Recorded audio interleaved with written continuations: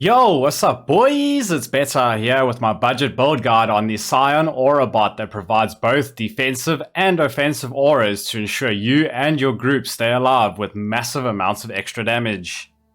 I started off the build from League start and leveled in group, however you can either level as Spark or Shattering Steel if you don't have someone to play with.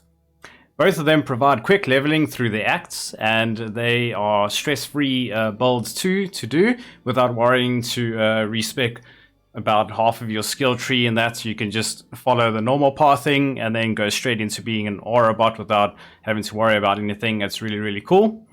And you will only need to be level 70 in order to run all of the necessary auras and to get set up, which is super cool as well, because that means you can begin to support your group and your friends in that early on without having to worry about being level 90 for everything to pretty much work. And then on top of this, we are, with the build itself, we're able to achieve 84 to all resistance. And along with that, we have 80% plus physical mitigation and a little bit of attack block chance, spell suppression, and evade chance too, just to make us a little bit more tanky. It doesn't really make too much of a difference though, in my opinion.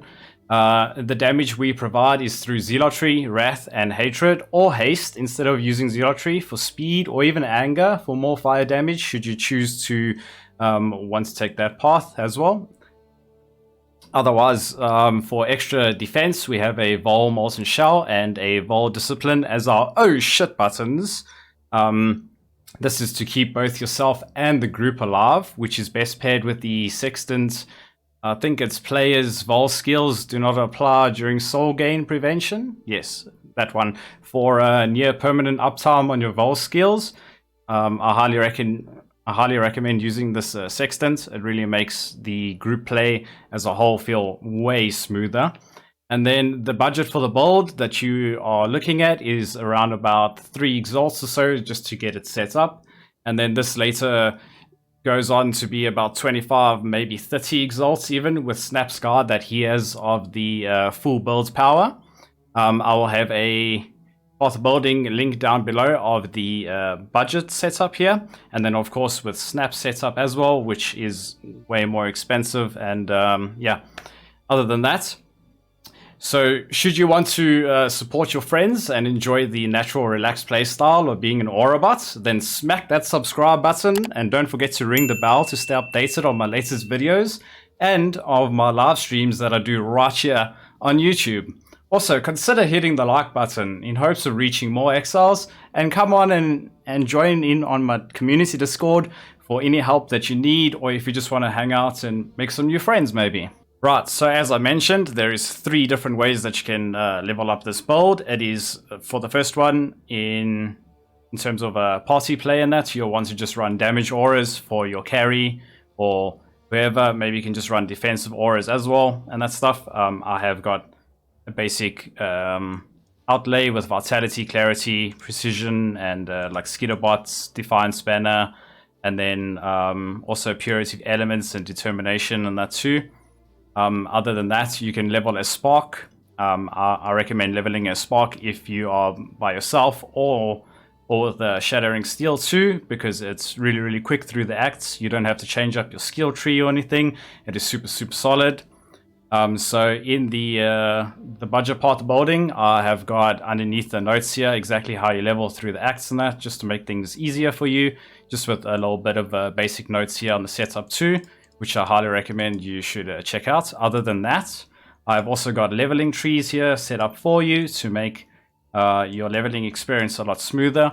Of course, while you are leveling and going through the acts, you're more than welcome to pick up the jewel sockets over here and just throw in any damage jewels or whatever you pretty much see fit. Other than that, you should also probably end up picking up Might and Agility and Physique and Alacrity should you be lacking any strength or dexterity. These nodes help you out early on really, really well. Or you could just opt to use an Astromantis amulet as well and then just ignore getting that pretty much. But yeah, I've got act trees here, along with the Ascendancy too that you take along the lands, and then of course the entire budget setup here when my character is around about level 95 or so. Okay, so now moving on to our Ascendancy first, and then I'll cover the skill tree. So in terms of our Ascendancy, for your normal lab, you'll want to pick up the Intelligence and the passive skill point here. When you get to your crew lab, you'll want to pick up Necromancer. Necromancer is really, really good because it enables you to give 2% attack and cast speed per aura that you have, and because we've got 12 auras up, that is a huge amount of 24% increased attack and cast speed, which is really, really good. Other than that, Necromancer isn't really all that useful. And then moving on to your Merciless Lab, then you'll want to pick up Dexterity and the next passive points here. Obviously, with your Crew Lab, after picking up Necromancer, you can get the Dexterity, and then Merciless Lab, you'll want to pick up your passive point here. And then Pathfinder 2. Pathfinder gives you increased movement speed during Flask effect. This is really, really good. It also gives 3 flask charges every 3 seconds. This is very well paired with our additional utility flasks gain 1 charge every 3 seconds. So we're gaining 4 charges every 3 seconds, which is really, really good. This helps us to sustain our flasks. And then on top of that as well, our flasks have got a 15% chance for charges to not even consume those charges when they are automatically used. With this, you should have used when charges reach full on all of your flasks.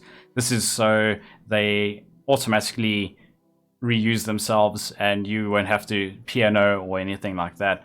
And then obviously the recover life doesn't help us at all. And then for your Uber Lab, what you want to do is to grab Path of the Witch just for the extra 3 passive points here, which helps us grab a few more nodes on the tree. In order to create really, really beefy auras, right, we stack up the effects of our auras. By doing this, so we pick up Charisma, Influence, and Sovereignty, and then I have Anointed Bannerman instead of Champion of the Cause, because Bannerman gives the extra effects of auras, of course. You can choose to go with Champion of the Cause too, should you need a little bit more reservation efficiency. There isn't really much of a difference there. And then other than that, of course, we do pick up Leadership too. And then along with this, we have some increased mana reservation efficiency. And we also have area of effects of our aura skills. This is so that the area of our auras reaches the end of your screen. So this way you don't have to stand in the fray of danger and that. You can just pretty much stay on the side while your carry and your party clears through everything. And then other than that, we just get some extra flask charges gained, a bit of skill effect duration here for our Vol skills, so they last a little longer, a little bit of max res here for us as well, and chill avoidance, along with a huge amount of energy shield here through these 3 wheels here.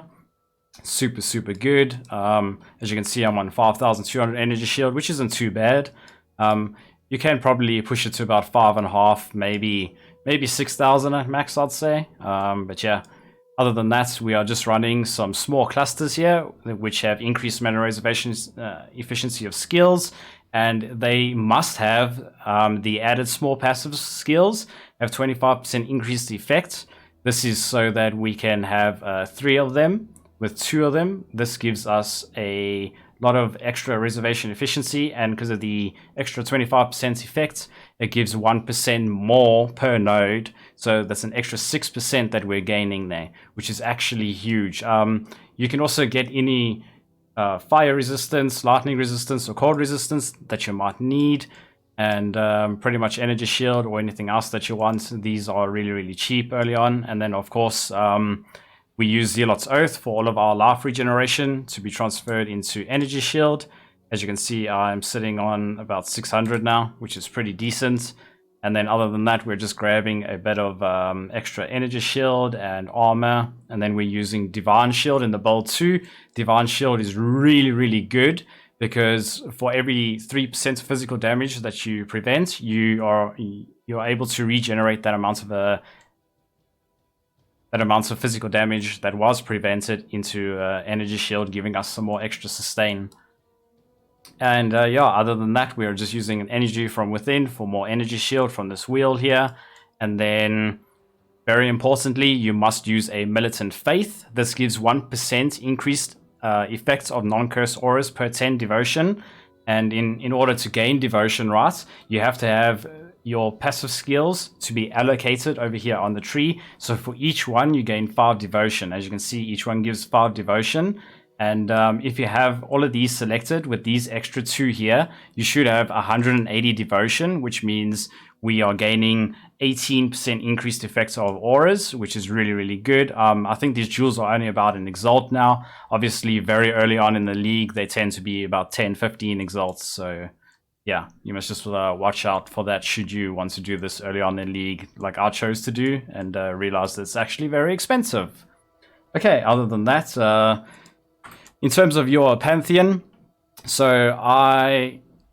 I'm using a Soul of Lunaris at the moment. This is just for the physical reduction per enemy, because there's always enemies around you, and the extra movement speed. Obviously, if you don't have someone who's running Purity of Elements in your group or with you, then I highly recommend that you should rather take Soul of the Bron King and then capture Peruna, or the Cannot Be Frozen modifier. This is really, really good. And then other than that, I'm using Soul of Yugul. This is so any curses that, well, I have a 50% chance to reflect curses. The reason why I use this is for the Hexa mobs, the ones that keep on randomly applying random curses on you the whole time. This is just to reflect them so we don't stack them up and end up getting destroyed, you know? Obviously, you can also capture Pagan for the reduced effects of curses on you.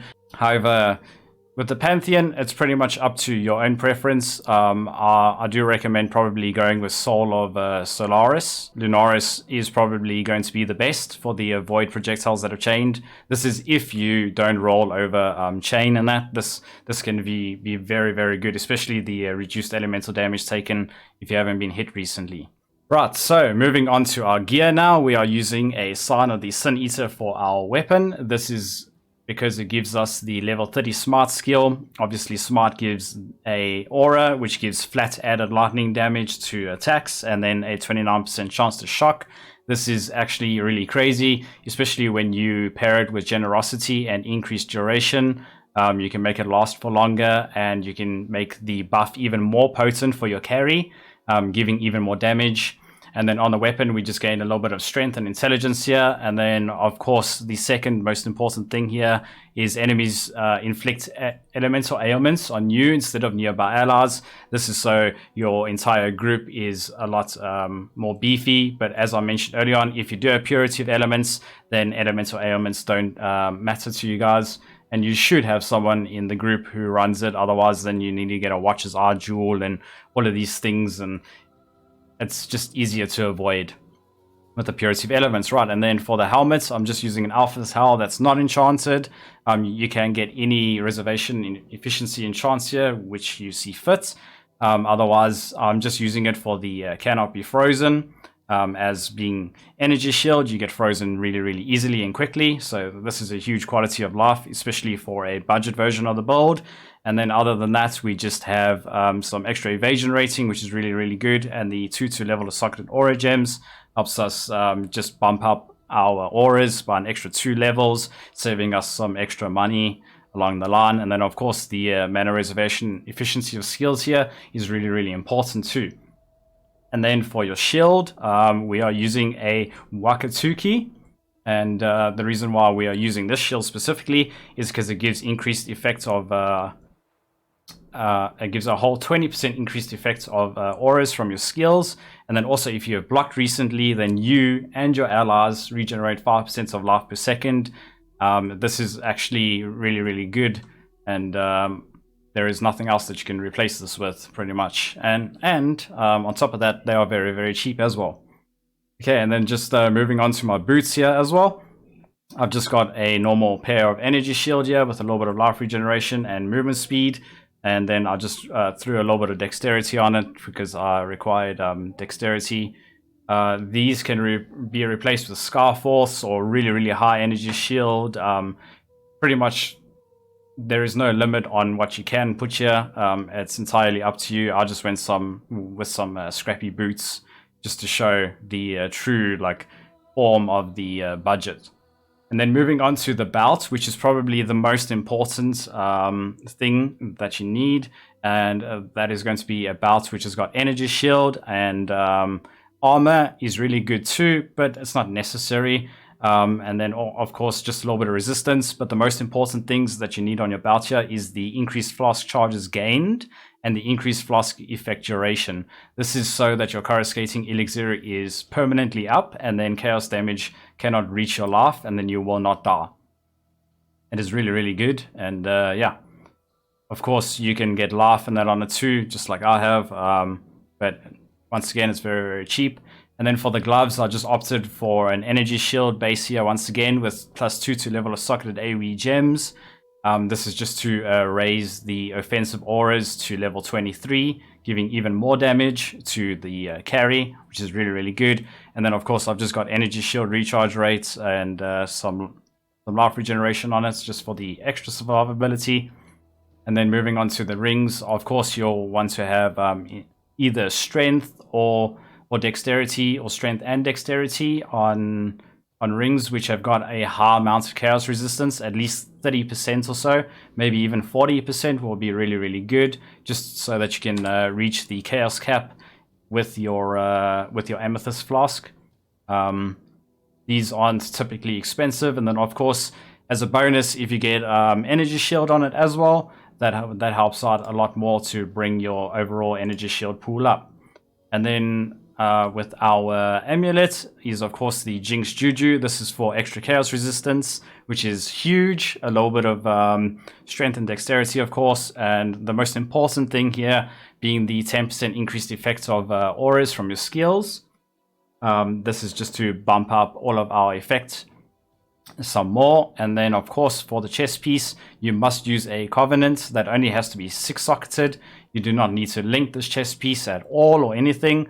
And the reason why we're using this is because it's got, well, first of all, because it's got a high amount of energy shield it provides us with, and our socketed gems are reserved with life instead of mana. And the reason why this is really good is so that we save an extra socket, and in doing so, we can have a whole 6 auras in the chest, which reserves life. Right, in terms of the gems, of course, in your scepter, you'll want to socket in a generosity and an increased duration for the smart skill. This is so it's more potent and lasts a little longer. And then I've got my Vol Discipline socketed here as well, as our oh shit button, of course. And then in your helmet, you'll want to socket in Determination, Haste, Defiance Banner, and Discipline. These should all be level 21 if you can, except for the haste. Unless you aren't running Zealotry, then you can, of course, get a level 21 haste instead. And then in my offhand over here, I'm just running a dash linked to Second Wind just to get around, you know, and to get rid of Grasping Vines, which are really, really annoying while mapping. Other than that, I've just got a phase run here just to give us phasing and a lot of movement speed so we can run through everything. And then in the boots here, of course, I'm just running a Molten Shell linked to Cast When Damage Taken, which is Vol version 2 for a secondary oh shit button. This is for when things get hectic and you need to stay alive so everyone else stays alive, basically. And then for the gloves, where I pair the +2 to level of socketed gems with Hatred, Wrath, and Zealotry linked to Generosity. This is to make them even more potent and to give even more damage, which is really, really good. You should have these at level 21 as well. In our chest, we are just running a Clarity and a Precision with Vitality. I do just want to note here, this is very important in terms of balancing out your life reservation on that. You should not level these all the way up. You should level them to about level 5 or so, or you can leave Clarity at level 1 and level Precision all the way up with Vitality, or vice versa, whichever aura you want to be more potent. If you want more critical strike or accuracy or more life regeneration, Other than that, you have to have a purity of lightning, a purity of ice, and of course a purity of fire too. All three of these need to be level 21. This is in order so you can push all of the resistances to 83 of your party. Obviously we have to 84 from the extra +1 from the tree over here. Should you not have someone who's using spells, then you can drop Zealotry and put Anger in its place, or you can even put Haste in its place too. Either way, it is pretty much how you want to create your aura bots. You can just chop and change things. There's lots of extra reservation efficiency gear pieces that you can pick up and so forth. Other than that, I do just want to also just say that your coruscating elixir must be qualitied, and you must get this as soon as possible, especially if you're using the Covenant. This makes it so that all chaos damage does not bypass your energy shield, so it'll chunk down your energy shield first and then kill you. So especially on entering maps as well, you must be very, very careful. You should use the flask yourself and not rely on it being automatically used, otherwise you're just going to die and then you might lose a map or something should you be a full party. Other than that, you must use a overflowing chalice. This is just for the extra flask charges gained and a little bit of regeneration from the consecrated ground, and then a quicksilver with immunity to poison. This is very important. You should put duration on it as well, just so it lasts longer. And then your amethyst flask should have reduced effect of curses on you and increased duration here once again to prolong the effect. And then lastly is your granite flask, where you should have immunity to bleeding and corrupted blood. Of course, you can have charge recovery here, or you can have increased duration. Unfortunately, I wasn't able to roll the increased duration, so I just settled for the charge recovery. Right, so that is pretty much that. In terms of the playstyle on that, it's very simple. You just run around with phase run on your left click while you dash around out of stuff, and then every 10 seconds or maybe 5 seconds you just hit an enemy with smart, and of course you can rotate through your Vol skills as well while playing. Right, so should you have enjoyed this build guide, then smack that subscribe button and don't forget to ring the bell to stay updated on my latest build guides and videos that I'll put out. And also I live stream right here on YouTube, so come swing by sometime. We always have a lot of fun in chat, and yeah, I would just like to say thanks to everyone who supports me and that. I really do appreciate each and every single one of you, and yeah, I'll see you guys in the next video. Thanks for watching, Exiles. Popping, go. Holy fucking shit! What the fuck? An apothecary! Nice, dude. Easy!